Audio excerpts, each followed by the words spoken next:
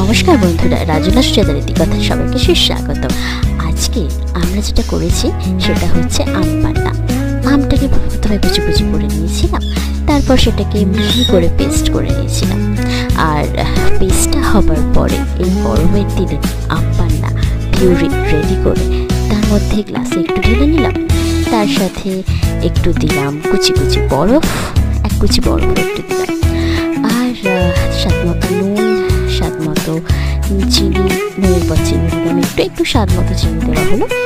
আর হ্যাঁ, তার সাথে জল, আম পান্নার জন্য মেন শরবত তৈরি করছিলাম। আর একটু কাঁচা লঙ্কা আপনারা দেখতে পাচ্ছেন। আর তার সাথে দিলাম জলজিরা দেওয়ার পরে ভালো করে নাড়িয়ে তারপরে আমরা দিলাম 2 কুচি বরফ, মানে 2 কিউব বরফ, মানে তোমার নিজের ঠান্ডার যেরকম লাগবে সেরকম নিয়ে নাও। আর হ্যাঁ, ভালো করে নেড়ে নিয়ে আম পান্না রেডি।